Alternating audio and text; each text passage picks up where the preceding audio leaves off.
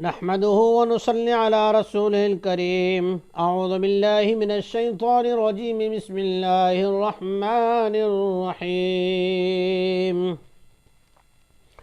ولقد آتينا موسى الكتاب وقفينا من بعده بالرسل وآتينا عيسى ابن مريم البينات وأيدناه بروح القدس أفكلما جاءكم رسول بما لا تهوى أنفسكم استكبرتم ففريقا كذبتم وفريقا تقتلون وقالوا قلوبنا غلف بل لعنهم الله بكفرهم فقليلا ما يؤمنون.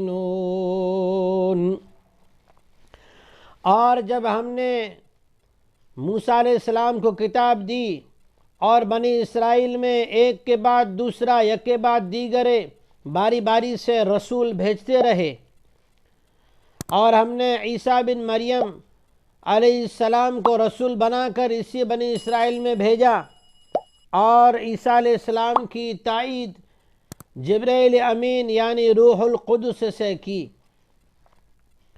لیکن حالت یہ ہوئی کہ جب بھی اس بنی اسرائیل کے پاس کوئی رسول آیا اور اس رسول نے ان کی چاہت اور من کی مراد اور ان کی خواہشات کے خلاف اللہ کا کوئی بھی حکم سنایا تو انہوں نے استکبرتم، اللہ کہتے ہیں تم لوگوں نے ہمیشہ جو ہے اکڑ دکھائی، اپنی ضد اور عناد پر جمے رہے.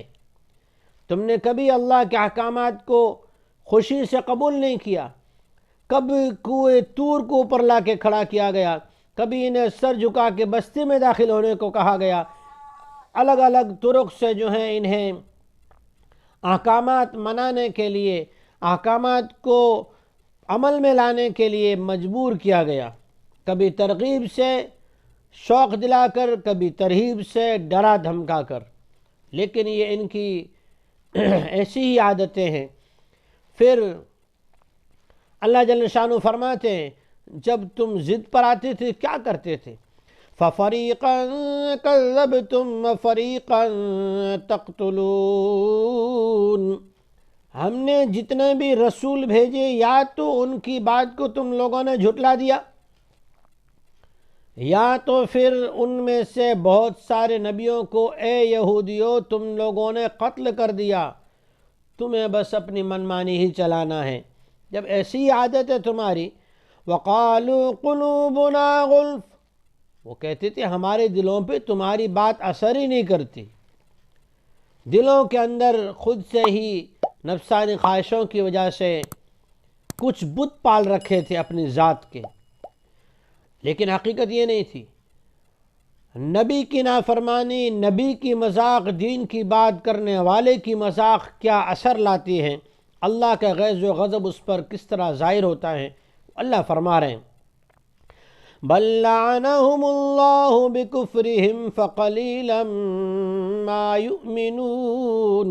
اللہ تعالیٰ نے ان کے دلوں پر اپنی طرف سے مہر لگا دی، پھٹکار لگا دی، سوائے چند کے کوئی ایمان نہیں لائے. وَلَمَّا جَاءَهُمْ كِتَابٌ مِّنْ عِندِ اللَّهِ مُصَدِّقٌ لِّمَا مَعَهُمْ وَكَانُوا مِن قَبْلُ يَسْتَفْتِحُونَ عَلَى الَّذِينَ كَفَرُوا فَلَمَّا جَاءَهُمْ مَا عَرَفُوا كَفَرُوا بِهِ فَلَعْنَةُ اللَّهِ عَلَى الْكَافِرِينَ. اور جب ان کے پاس یہ کتاب کلام اللہ آ گیا اللہ کی طرف سے، جو ان کی ان تمام باتوں کی تصدیق کرتا ہے جو تورات میں ہیں، اور جن تورات میں یہ بھی لکھا ہے کہ یہ لوگ اللہ سے دعا کیا کرتے تھے، اے اللہ جلدی سے آخری رسول کو بھیج دیں تاکہ ہم ان کے ساتھ رہ کر ان بت پرستوں پر فتح حاصل کریں. جب وہ رسول آ گئے تو یہ لوگ ان کی مخالفت میں اتر گئے، اور وہ بھی فلما جاءہم ما عرفوا، وہ رسول جس کو یہ کتاب پڑھنے کی وجہ سے پہچانتے ہیں. تو یہ تو ان کی صفت ہے، پہچان کر بھی جب نہیں ماننے کو تیار تو اللہ جل شانہ فرماتے ہیں فلعنۃ اللہ علی الکافرین. ان پر اللہ کی طرف سے پھٹکار ہے.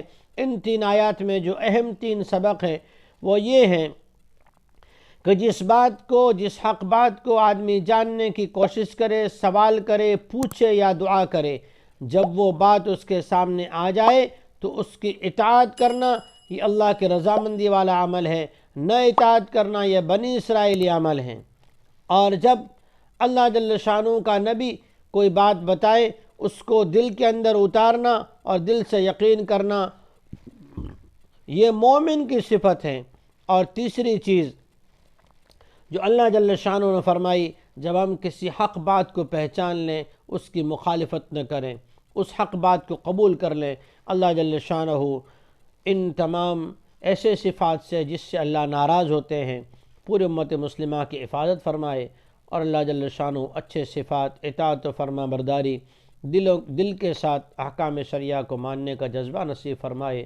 وآخر دعوانا ان الحمد للہ رب العالمین۔